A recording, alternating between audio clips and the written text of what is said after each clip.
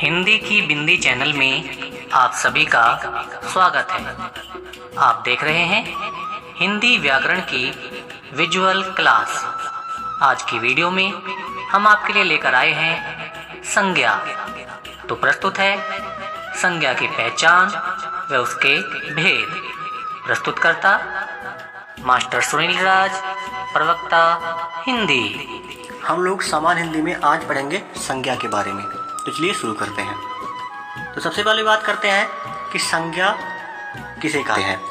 तो जिन विकारी शब्दों से किसी व्यक्ति, वस्तु, स्थान, गुण अथवा भाव आदि का बोध होता है उन्हें क्या कहते हैं? संज्ञा कहते हैं। या दूसरे शब्दों में अगर इसकी परिभाषा देना चाहे तो क्या कहेंगे? किसी व्यक्ति, वस्तु अथवा स्थान के नाम को संज्ञा कहते हैं। ठीक है, यानी कि इस प्रकार नाम और संज्ञा क्या है? ये समानार्थक शब्द है या समानार्थी शब्द है। ठीक है, तो संज्ञा क्या होता है? कोई व्यक्ति हो या वस्तु हो, स्थान हो, गुण या भाव कुछ भी का अगर बोध होता है तो कहते हैं ये संज्ञा है। ठीक है, अब देखते हैं संज्ञा के प्रकार कितने होते हैं। तो संज्ञा के प्रकार जो होते हैं वो व्युत्पत्ति के आधार पर संज्ञा 3 प्रकार की होती है: रूढ़, यौगिक और योगारूढ़। तथा अर्थ की दृष्टि से संज्ञा 5 प्रकार की होती है। और वो कौन कौन सी? व्यक्तिवाचक संज्ञा, जातिवाचक संज्ञा, भाववाचक संज्ञा, समूहवाचक संज्ञा और द्रव्यवाचक संज्ञा। तो इन दोनों बातों को याद रखेंगे कि जब पूछेगा व्युत्पत्ति के आधार पर संज्ञा कितनी प्रकार की होंगी, तो 3 प्रकार की। कौन कौन से? रूढ़, यौगिक और योगारूढ़। इसके बारे में हम लोग पढ़ चुके हैं। तो हमें क्या पढ़ना है? संज्ञा के 5 प्रकार। तो संज्ञा के ये अर्थ की दृष्टि से संज्ञा 5 प्रकार की होती है। कौन कौन से? व्यक्तिवाचक, जातिवाचक, भाववाचक, समूहवाचक और द्रव्यवाचक। तो चलिए इनके बारे में विस्तार से पढ़ते हैं और देखते हैं किस तरह के प्रश्न इस पर पूछे जाते हैं। तो पहला है व्यक्तिवाचक संज्ञा। तो नाम से ही लग रहा है व्यक्तिवाचक मतलब व्यक्ति के बारे में पता चलेगा। ठीक है, तो जिन शब्दों से किसी एक ही व्यक्ति, वस्तु या स्थान आदि का बोध होता है उन्हें व्यक्तिवाचक संज्ञा कहते हैं। जैसे राम, कृष्ण, महात्मा बुद्ध, हजरत मोहम्मद, ईसा मसीह आदि क्या है? व्यक्तियों के नाम है। तो ये सब संज्ञा है। ठीक है, इसी तरह से आम, अमरूद, सेब, केला आदि फलों के नाम है।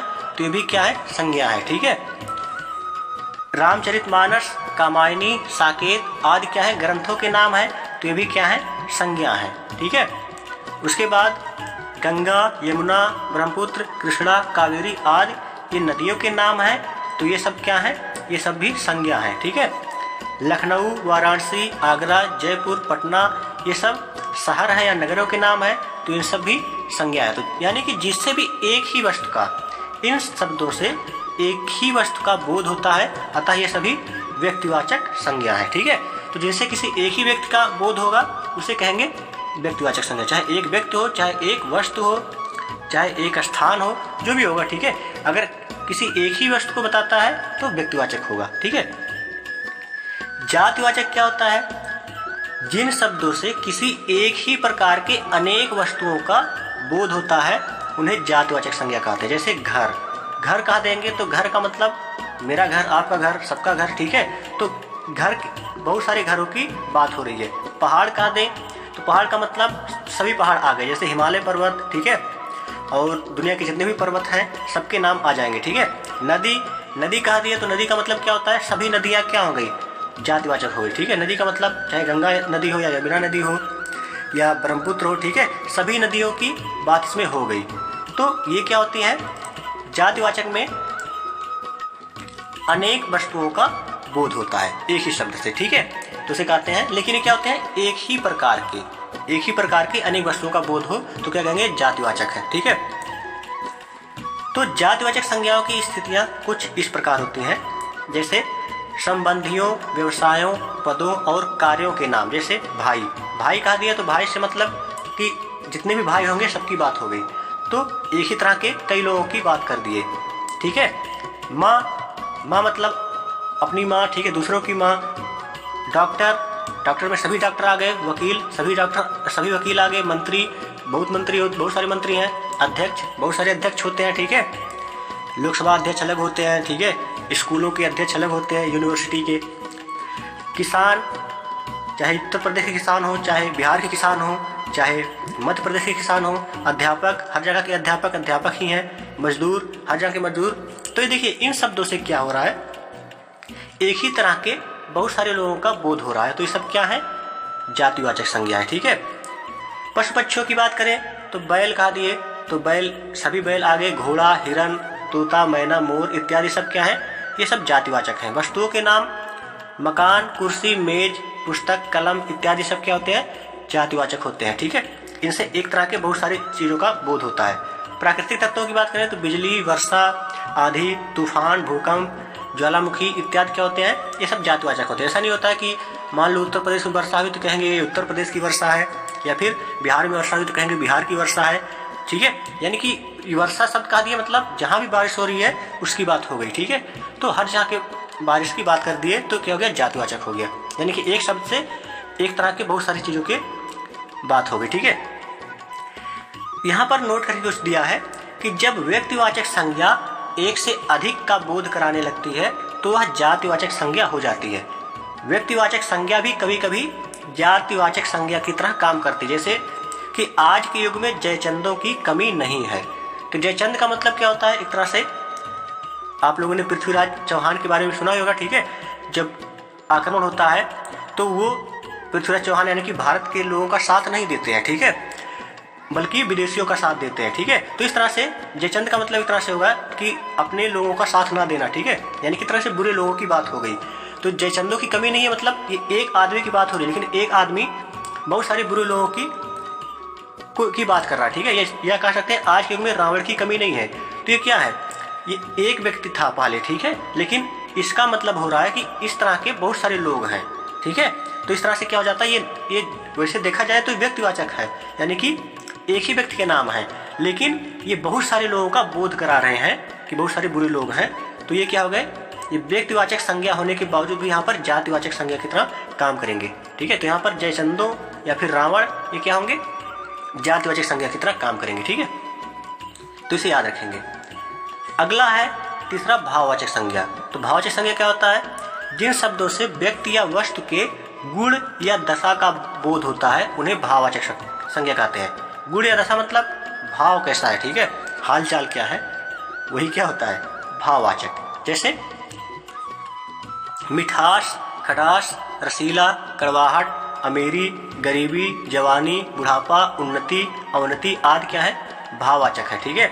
मिठास लगी, कुछ खाए मीठा लगा तो क्या कहें कि मिठास का अनुभव हुआ। ठीक है। खटास, ये सब क्या है, ये अनुभव करने वाली चीजें हैं, तो इसीलिए इन्हें क्या कहते हैं, भाववाचक। ठीक है। यहाँ पर भाववाचक संज्ञा की विशेषता होती है कि भाववाचक संज्ञा को स्पर्श नहीं किया जा सकता। आप मिठास को कैसे स्पर्श कर सकते हैं, मिठाई को तो स्पर्श कर लेंगे, मिठास को स्पर्श कर पाएंगे, नहीं कर पाएंगे। तो भाववाचक संज्ञा की विशेषता होती है कि इसे स्पर्श नहीं किया जा सकता। अब बात करते हैं समूहवाचक संज्ञा की। तो जिन शब्दों से एक ही जाति की वस्तुओं के समूह का बोध होता है उन्हें समूहवाचक संज्ञा कहते हैं। देखिए, जातिवाचक मतलब होता है एक ही प्रकार की, लेकिन जब कई जातियों को मिला दिया जाए तब वो समूह बन जाती हैं। ठीक है। जैसे कक्षा में अगर देखा जाए तो क्या होता है, लड़के भी होते हैं, लड़कियां भी होती हैं। अगर अध्यापक की बात करें तो पुरुष अध्यापक और महिला अध्यापक दोनों होते हैं। ठीक है। तो पुरुष जात और महिला जात दोनों क्या होते हैं, कक्षा में होते हैं। ठीक है। क्लास में होते हैं। तो इसलिए कक्षा क्या है, समूहवाचक है, क्योंकि यहाँ पर पुरुष और महिला दोनों जात के लोग होते हैं। सेना में भी पुरुष और महिला होते हैं। कोई भी समूह है या संघ है, टुकड़ी, गिरोह, दल, ढेर, गट्ठर, गुच्छा, इसमें कई तरह की चीजें शामिल होती हैं। ठीक है। कई जातियों की चीजें शामिल होती हैं, इसलिए इन सबको क्या कहते हैं, समूहवाचक। तो जब कई जातियां इकट्ठी हो जाएंगी तो इसे समूहवाचक कह देंगे। ठीक है। अगला है द्रव्यवाचक संज्ञा। तो द्रव्य का मतलब क्या होता है, पदार्थ। जहां पर बहुत सारे पदार्थ की बात करेंगे वहां पर द्रव्यवाचक संज्ञा हो गया। ठीक है। जैसे जिन शब्दों से किसी ऐसे पदार्थ या द्रव्य का बोध होता है जिसे हम नाप तौल सकते हैं लेकिन गिन नहीं सकते। ठीक है। उन्हें द्रव्यवाचक संज्ञा कहते हैं। द्रव्य की विशेषता है कि उसे नाप तौल सकते हैं पदार्थों को, लेकिन गिन नहीं सकते।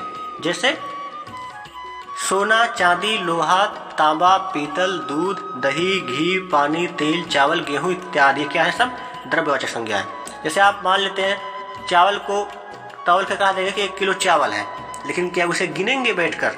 ठीक है, गिनेंगे तो जिंदगी बीत जाएगी, नहीं गिन पाएंगे। ठीक है, 1 कुंटल चावल। तो इस तरह से क्या हो गया, ये क्या हो गया, द्रव्यवाचक संज्ञा हो गई। ठीक है, द्रव्यवाचक संज्ञा को नाप तोल सकते हैं लेकिन गिन नहीं सकते। उसके बाद आता है कि जो संज्ञा होते हैं, संज्ञा के 3 आधार हैं जिन्हें संज्ञा की कोटियां कहा जाता है। ये होता है लिंग, वचन और कारक। ठीक है, इनके बारे में हम लोग आगे पढ़ेंगे।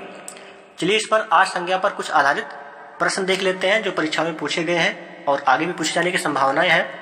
तो पहला प्रश्न है कि वस्तु, स्थान, भाव या विचार के द्योतक शब्द को क्या कहते हैं? तो मैंने बता दिया है कि क्या कहते हैं, कि जिस शब्द से वस्तु, व्यक्ति या वस्तु के स्थान का भाव हो उसे क्या कहते हैं, संज्ञा कहते हैं। ठीक है, तो आंसर हो गया ए। ठीक है, अगला प्रश्न है दूसरा, उत्पत्ति के आधार पर संज्ञा के कितने भेद हैं? तो देखिए, अर्थ के आधार पर 5 होते हैं। अधिकतर लोगों को 5 ही पता होता है, लेकिन 5 क्या होता है, वो अर्थ के आधार पर होता है। उत्पत्ति के आधार पर पूछेगा तो आप बताएंगे 3। कौन कौन से? वो जो था ना, रूढ़, यौगिक और योगारूढ़, वो 3 होते हैं। ठीक है, यहां पर देखिए स्त्रीत्व शब्द में कौन सी संज्ञा है? स्त्रीत्व का मतलब क्या होता है? ये एक तरह से भाव है, स्त्रीत्व। ठीक है, स्त्री ये जाति है, मतलब यहाँ जातिवाचक संज्ञा होगी, लेकिन स्त्रीत्व यानी कि स्त्री का गुण है। ठीक है, स्त्रीत्व, तो स्त्रीत्व में क्या होगा, भाववाचक होगा। ठीक है, तो आंसर होगा सी। अगला है, निम्न में से कौन सा शब्द संज्ञा है?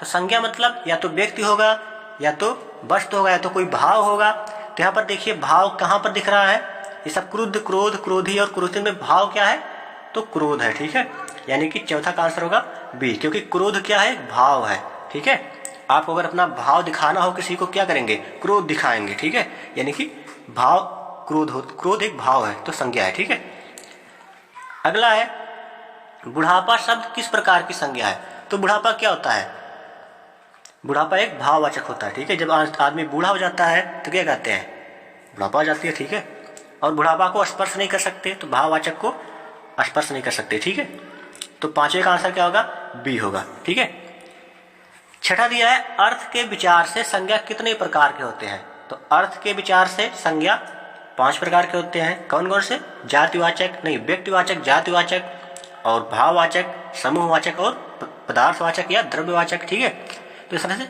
अर्थ के विचार से संज्ञा 5 प्रकार के होते हैं। इसमें बताना जातिवाचक संज्ञा नहीं है। देखिए प्रश्न को पढ़ते समय थोड़ा ध्यान दीजिएगा। बहुत सारे लोग कभी कभी होते हैं कि जातिवाचक संज्ञा देखे, जातिवाचक पर टिक कर दिए, लेकिन ये देखे ही नहीं कि यहाँ पूछा था कि जातिवाचक संज्ञा नहीं है।